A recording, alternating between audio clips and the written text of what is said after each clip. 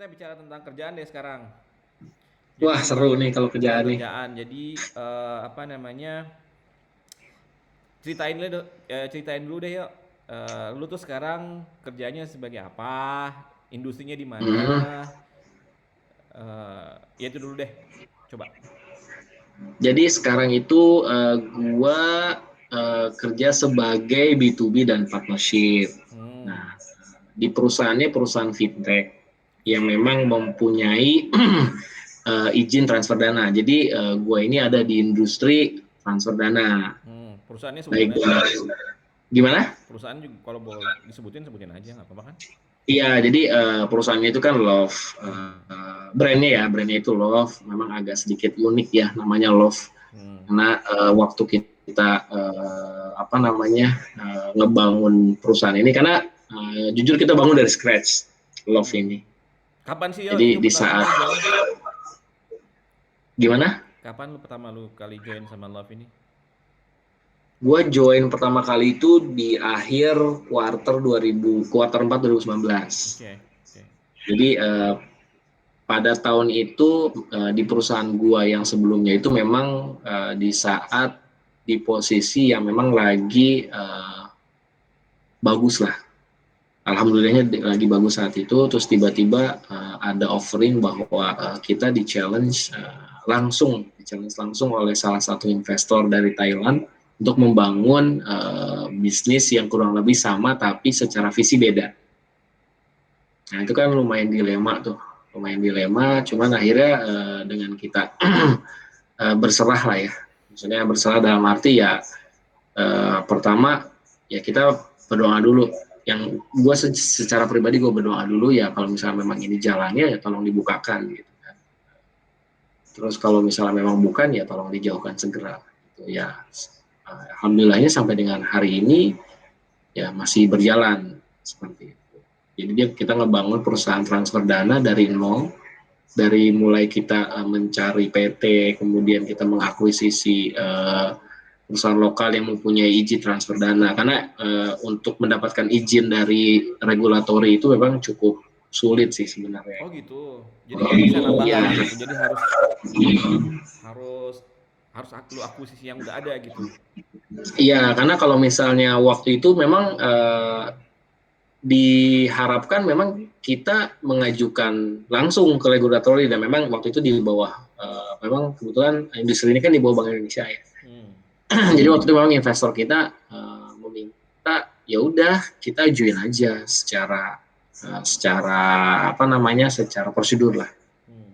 gitu. Cuman waktu itu kita mikir bahwa kalau misalnya kita mengajukan langsung izin transfer dana ini memang tidak ada biaya yang harus dikeluarkan Oke. karena kan semuanya itu free ya. Jadi kita tinggal mendaftarkan, kita tinggal memberikan requirement dari Bank Indonesia. Terus cuman memang challenge-nya adalah prosesnya itu bisa 1 tahun bahkan lebih. Jadi itu yang kita waktu itu convince ke investor bahwa kalau misalnya kita mengajukan sendiri, ya kita butuh waktu selama itu. Ya kita tahu yang namanya investor kan untuk menunggu itu kan memang agak sedikit challenge lah buat mereka ya. Akhirnya kita yakinkan ya lebih baik kita akuisisi saja, kemudian akuisisi pun kita juga masih membutuhkan waktu untuk mendapatkan persetujuan untuk pemindahan perusahaan. Karena Hmm. ini kan Bank Indonesia, di bawah pengawasan Bank Indonesia. Jadi ketika owner setuju diakuisisi, ya itu pun prosesnya lebih dari 6 bulan. Dan pada saat itu di waktu yang bersamaan pandemi gitu. Jadi ya memang waktu itu challenge kita lumayan lumayan bisa dibilang cukup mengejutkan lah ya. Jadi semua yang direncanakan itu bisa dibilang nggak semuanya itu bisa terrealisasi. Dipospon dulu gitu ya. Tertunda. Ya, Tertunda. ya tertunda tapi ya mungkin cenderung ada beberapa yang akhirnya kita nggak lakukan gitu loh karena concern dengan waktu lah ibaratnya. Nah, eh, unik sih gini. Jadi eh, sebelumnya kan di perusahaan sebelumnya nih lu udah let's say udah established lah ya. Jadi maksudnya bukan bukan yang harus dari scratch lagi gitu nih, ya kan? Iya, betul. Nah, apa sih motivasi lu atau nggak gini ya? Bisa nggak lu kasih insight nih bagi orang-orang nih yang mereka juga punya opportunity juga yang sama nih. Mereka lagi di ujung jalan nih ditawarin gitu kan. Iya. Ditawarin sama perusahaan yang ternyata startup baru gitu. Nah, lu ada nggak kasih tips atau insight lah bagi mereka ini gimana caranya eh, apa yang mesti dipertimbangkan untuk akhirnya lu bisa memilih salah satu dari kedua itu gitu. Ya, jadi kalau pertimbangannya memang waktu itu yang cukup menguatkan adalah karena gini, di perusahaan sebelumnya kan kita ada di dua industri yaitu uang elektronik sama transfer dana. Hmm. Dan memang pada saat itu yang lagi cukup mengesankan secara performa itu adalah transfer dananya, terutama domestik. Jadi perusahaan kita itu memang kalau misalnya di compare secara regional itu bisa dibilang kita salah satu yang terbaik dari beberapa negara lain. Karena waktu waktu gua pertama masuk di perusahaan ini pun juga sebenarnya kondisinya nggak bagus-bagus amat gitu. Nah, akhirnya kita memperbaiki sampai akhirnya tim benar-benar bisa menemukan jalannya sampai akhirnya kita secara brand itu bisa dibilang ada di puncak lah untuk market ini. Nah, pada saat itu di sisi lain kita juga punya uang elektronik. Nah, uang elektronik ini memang kalau kita dibandingkan dengan brand-brand besar pada saat itu memang cukup berat untuk kita melawan mereka. Jadi waktu itu ada 3 brand besar kompetitor kita yang mereka melakukan investasi itu wow, cukup wow, dan kalau misal kita ingin berkompet dengan mereka ya kita harus melakukan investasi yang sama, tapi tidak mungkin karena investor kita sang apa namanya jelas-jelas menolak itu, jadi harus mencari cara lain. Nah, yang membuat gua akhirnya pada waktu itu mau karena satu gua nggak ada di industri uang elektronik gitu, karena kita tahu bahwa uang elektronik sampai dengan hari ini hanya dipegang brand-brand besar gitu. Jadi kalau untuk mengkompet ya berapa banyak uang marketing yang harus kita spend. Tapi gue pindah ke perusahaan transfer dana yang pada saat itu memang brand kita brandnya lagi di puncak dan kita harus compete dengan mereka berarti kan. Tapi di sini yang membuat gue berpikir adalah satu, secara market itu masih tumbuh. Kemudian gue ada challenge bahwa tidak hanya domestik yang akan gue pegang, tapi juga internasional. Jadi itu yang bikin akhirnya ya Bismillah, mudah-mudahan kalau misalnya memang jalannya gue bisa jalanin ini, gitu ya sampai akhirnya alhamdulillahnya ya itu bisa jalan sampai hari ini lah. Gitu. Gitu. Jadi intinya adalah eh, dulu coba menganalisa mengenai dari market opportunity dulu gitu ya. Betul, karena yang harus kita lihat adalah satu, marketnya gimana nih, Oke. promising nggak? Kalau misalnya marketnya satu rate atau jenuh itu ngapain? Oke, Seperti oke. itu maksudnya, ibaratnya kan ya kita akan merasakan hal yang sama sebenarnya, karena kan kita tahu bahwa yang namanya kita di offering untuk pindah kan ada peribahasa bahwa nggak selamanya rumput tetangga itu hijau gitu loh. Nah itu yang gue ambil gitu. Jadi akhirnya ya satu, kita harus tahu dulu nih marketnya. Terus yang kedua, yang paling akhirnya gue apa namanya lebih memudahkan gue untuk pindah adalah waktu itu memang si investor tersebut memang secara langsung dia datang dan bertemu gitu. Dia Oh, memberikan visinya. I see. Gitu. Nah, itu juga yang kita harus tahu bahwa ya terutama untuk startup ya, setiap investor itu semuanya bisnismen. Somehow juga mereka ingin mendapatkan result most likely itu yang cepat. Makanya kan banyak banyak investor yang dia mengeluarkan uang banyak dengan mengharapkan result yang instan. seperti itu. Cuman kan ya kita juga harus tahu dulu marketnya seperti apa. Sama ya kita harus tahu potensi marketnya. Yang kedua, perusahaan yang akan kita tuju ini visi minimal 3 sampai 5 tahun ke depan tuh apa gitu. Kita harus tahu dulu gitu. Dia mau kemana jalannya.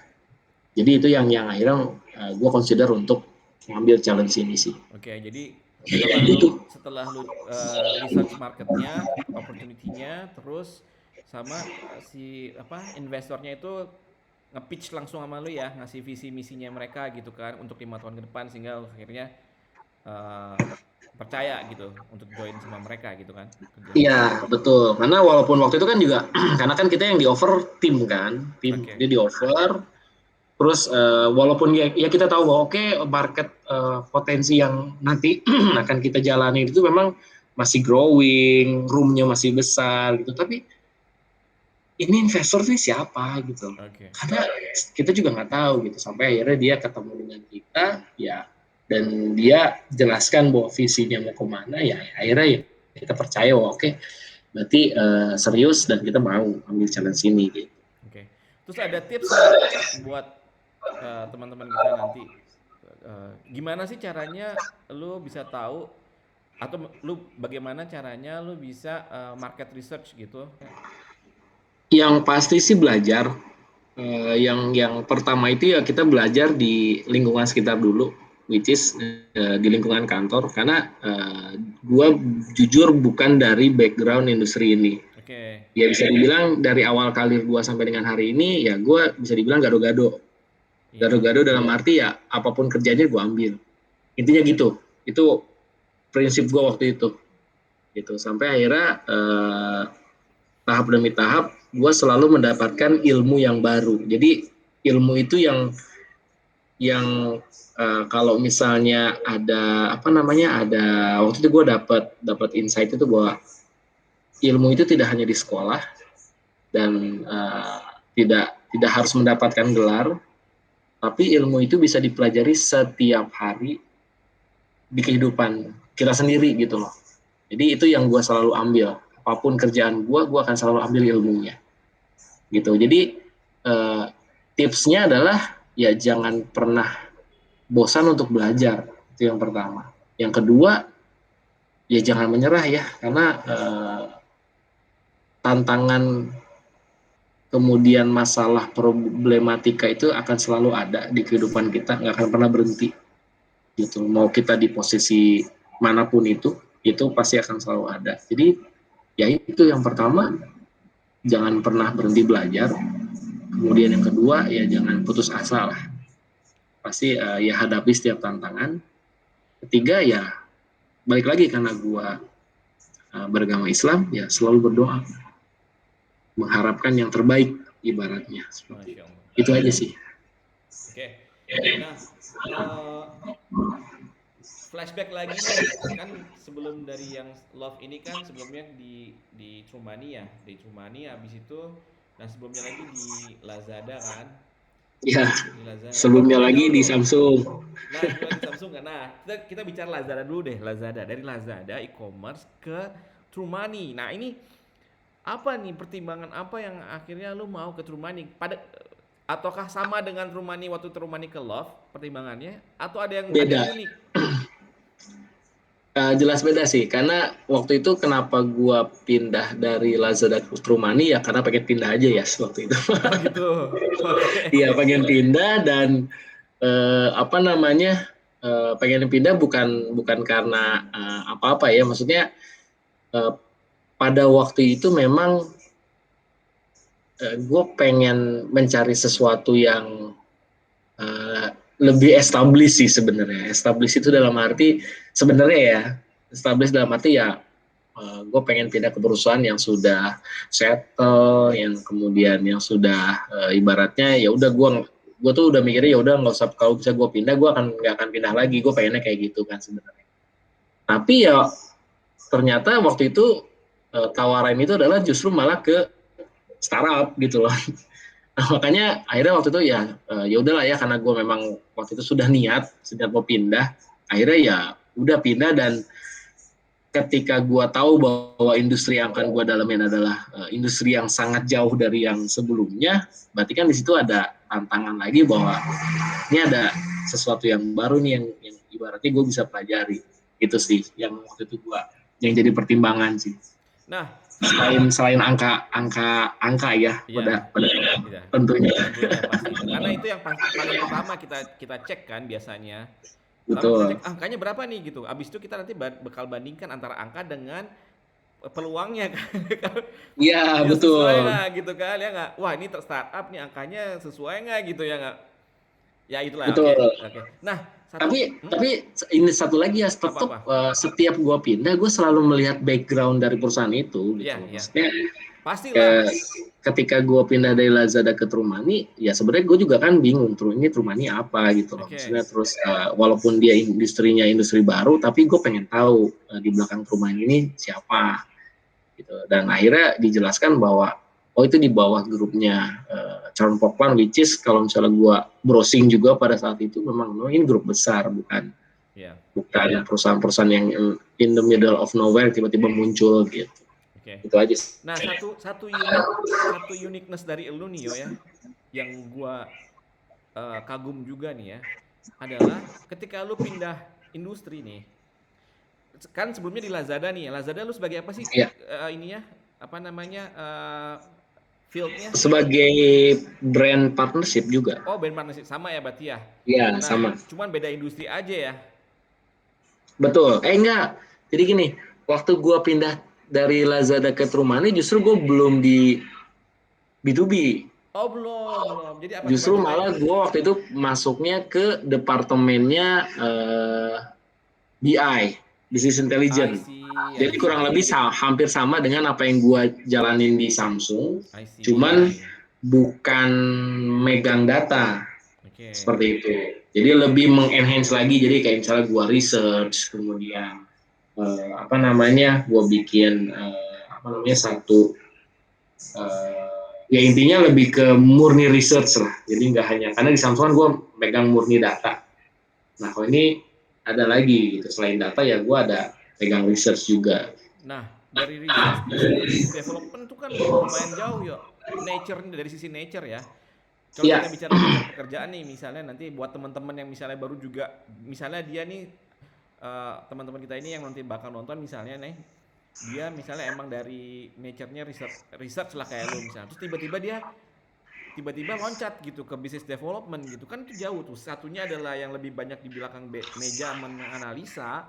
Terus hmm, tiba-tiba lu loncat ke business partnership yang lu harus ketemu orang, terus lu harus presentasi dan meyakinkan orang untuk bisa mau membeli produk lu gitu kan. betul. Nah itu tipsnya dong, gimana caranya tuh bisa kayak gitu? Tipsnya adalah karena memang secara pribadi, memang passion gue ada di ketemu orang sebenarnya. Oke. Karena kan selama ini kan awal karir gue adalah sales ya. Jadi gue Oh sering iya ketemu dari awal ya. orang, kemudian gue sering meyakinkan orang, dan gue berjualan.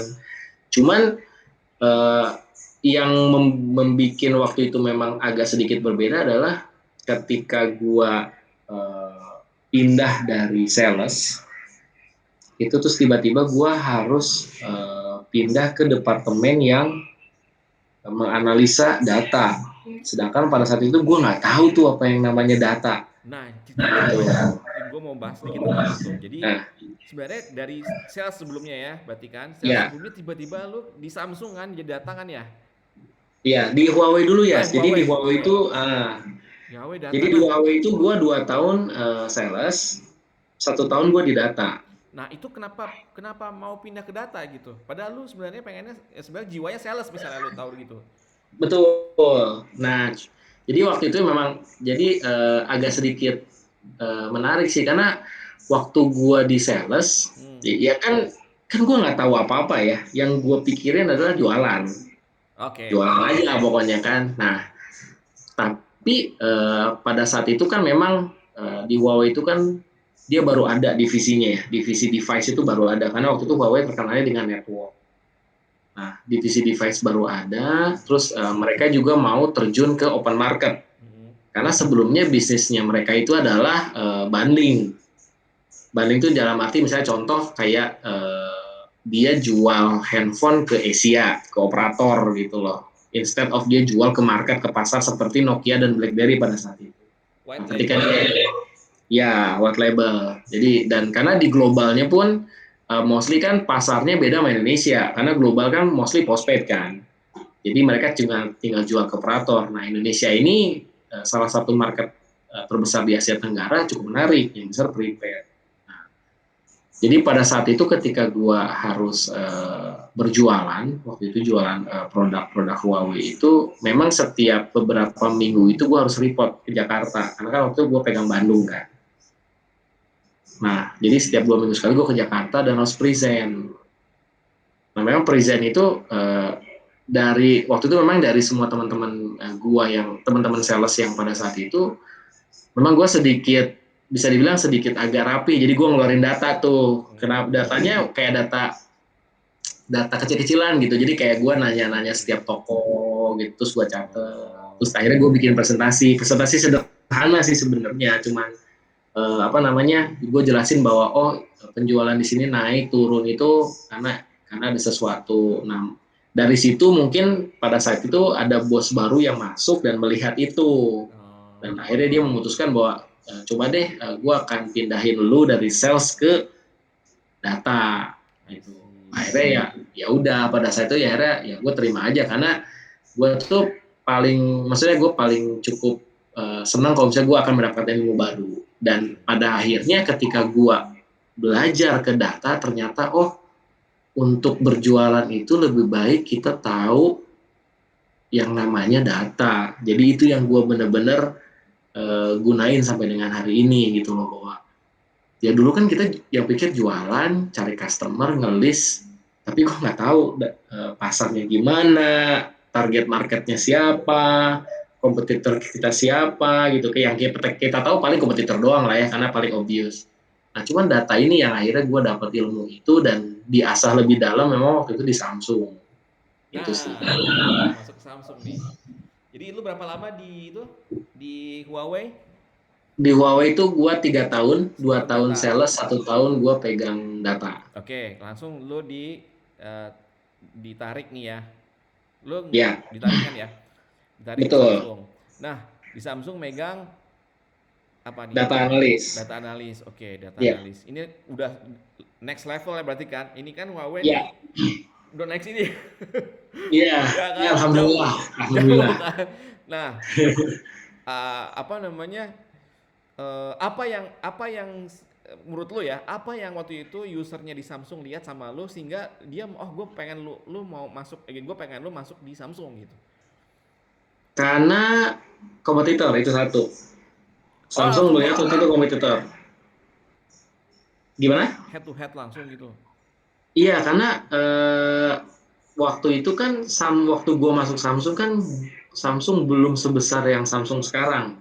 Jadi Oke. masih rintis lah. Karena pada saat itu kan yang paling besar itu adalah BlackBerry dan Apple.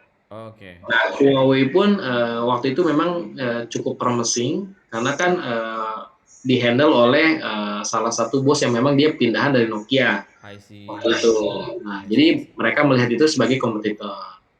Nah, kebetulan ketika apa namanya opportunity yang ditawarkan adalah sama seperti yang gue pegang di Huawei. Gitu. Jadi itu yang akhirnya mereka melihat oke, yang dipegang sama, data source yang dipegang sama, kemudian in term of produk sama, cuma di Samsung ditambah gitu. Jadi Tambah mereka apanya? nggak harus ngajarin gua lebih lama seperti itu. Akhirnya ya itu yang mengconsider mereka meng-hire gua. Ditambah apa ya waktu itu? Ditambah produknya, karena waktu di Huawei kan gua hanya megang mobile phone, hanya pegang Oh, smartphone. Ketika gue masuk Samsung, berarti kan gue sudah familiar dengan mobile phone kan, dengan iya. smartphone, which is itu yang salah satu drivernya mereka. Cuman ditambahkan dengan produk-produk lain, I produk-produk see. elektronik seperti itu. Oke. Nah, ada suatu lu berapa lama di Samsung ya? 4 tahun, 4 tahun. Nah, ada satu fakta menarik sebenarnya waktu di Samsung itu lu sempat sakit tuh. Gue betul. baru maksudnya selama mungkin waktu itu juga kita jarang-jarang berhubungan ya. Cuman ketika sering berhubungan itu, gue baru sekali mendengar lu sakit yang menurut gua wah lama juga ya, maksudnya concern juga gua gitu, ngerti nggak?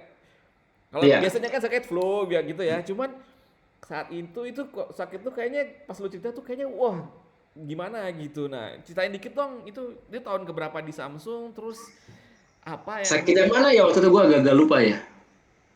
yang apa namanya, pokoknya lu stres aja pada waktu itu tuh.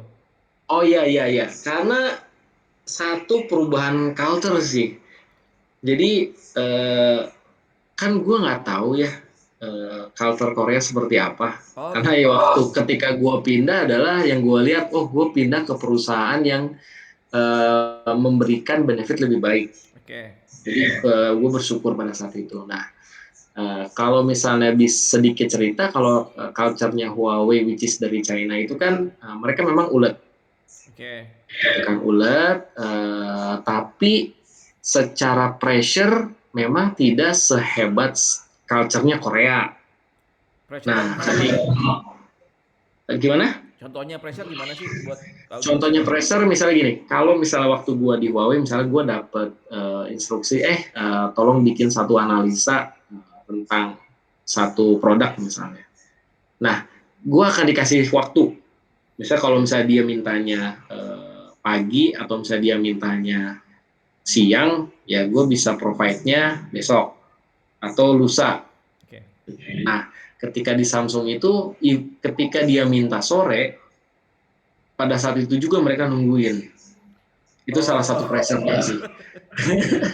Iya Itu iya yang iya. membedakan, itu yang bikin gue shock, dan akhirnya kan waktu gue di Samsung itu, gue selalu pergi paling pagi, pulang paling malam, Waduh. gitu. Berapa Karena lama yang tuh ya? Maksudnya bisa dihitung nggak berapa jam gitu? Kan biasanya 8 jam kan ya kita kerja tuh ya. ya, Itu berarti ya nambah berapa jam lagi tuh dari 8 jam? tambah mungkin sekitar 4 sampai 5 jam. Kalau Waduh. misalnya itu dalam keadaan normal ya. Hmm. Kalau misalnya ada VVIP yang berkunjung dari headquarter, itu kita harus nambah ekstra lagi jamnya. Gitu. Jadi nah itu yang apa namanya, akhirnya gue harus beradaptasi dengan culture-nya mereka, dan untuk melewati itu ya lumayan cukup sulit karena ya jujur ibaratnya komunikasi atau waktu gua dengan keluarga pun bisa dibilang sangat sedikit gitu, apalagi waktu itu anak gua masih kecil kan gitu. Jadi intinya eh, kalau bisa bicara kalau kita bicara work life balance di Samsung pada saat itu ya bisa bilang nggak ada gitu. Itu aja sih Sih. yang bikin akhirnya ya ketika gue ketemu lo, kita ngopi-ngopi ya di saat waktu itu memang gue lagi mencoba beradaptasi, ya sempet beberapa kali gue consider untuk keluar, untuk apa namanya pindah gitu loh. Cuman waktu itu memang untungnya gue punya supervisor itu memang cukup mengedidik gue cukup bagus sih, bagus dalam arti gue bisa dibangun mentalnya, kemudian gue bisa ngebangun gimana gue bisa manage diri sendiri. Jadi setelah setiap kali ada pemikiran untuk resign, keluar dan sebagainya, gue selalu diredakan dengan apa yang telah gue dapatkan selama ini gitu loh. Dapatkan itu dalam arti bukan hanya dari sisi materi ya, tapi dari sisi ilmu pun bisa dibilang sangat banyak sih. Bisa dibilang ya yang merubah kehidupan gue pada saat itu memang di sini. Gitu. Nah, menarik nih Yon. Jadi bisa diceritain nggak sedikitnya tips lah ya atau nggak insight nih buat para para let's say para manajer lah atau supervisor lah yang bisa dibilang ya kan. Waktu itu supervisor sama eksekutif lah. Lu waktu itu eksekutif kan ya? Eksekutif dan report ke supervisor nih ya kan. Nah, Ya, apa namanya traits itu apa ya, sikap-sikap atau sifat-sifat atau perbuatan-perbuatan apa yang lu waktu itu sangat eh, sangat harapkan dari si leader ini gitu dan akhirnya hmm, lu merasa oh dia beneran leader gitu ngerti nggak, jadi ada perasaan itu yang akhirnya lu bertahan gitu. Ada nggak sifat-sifat apa yang mungkin nanti bisa diadopsi sama para leader-leader yang apa namanya, yang baru gitu, yang baru atau yang lama juga bisa gitu. Iya, yang gua dapat pada saat itu adalah bos gua nggak pelit ilmu sih, intinya itu. Oh gitu. Jadi semua yang dia apa namanya, semua yang dia punya itu dia informasikan ke gua gitu. I see. Jadi dia ngajarin. Jadi ngajarin dalam arti begini, tidak hanya mengajarin bagaimana kita untuk apa namanya, mengerjakan sesuatu, tapi dia juga mengajari bagaimana kita bisa memanage diri kita untuk bisa menyelesaikan kerjaan itu. Gitu. Karena sebenarnya itu yang paling krusial sih. Jadi misalnya contoh gini, ketika lu punya banyak kerjaan, sedangkan lu dikejar oleh deadline, dan lu di pressure sangat tinggi, nah berarti kan lu harus bisa manage itu semua kan. Dari mulai stres lu, dari mulai bete lu, kemudian apa namanya frustasi lu gitu loh. Nah lu harus bisa manage itu. Jadi itu yang waktu itu gue pelajari dari awal gue masuk sampai akhirnya gue keluar itu, ya lambat laun gue bisa manage itu. Dari yang awalnya gue berantakan kerjain karena terlalu banyak kerjaan, terlalu banyak deadline, terlalu cepat deadline-nya, sampai akhirnya gue bisa manage itu semua gitu. Jadi itu sih, jadi untuk kalau misalnya apa, ketika lu dianugerahkan untuk menjadi seorang pemimpin dan lu punya subordinat, ya jangan pelit sama ilmu sih, intinya itu. Jadi ya kita punya tim itu untuk membantu, bukan untuk disuruh, intinya sih begitu. Jadi itu yang gua tangkap sih. Mantap. Masya Allah. Oke.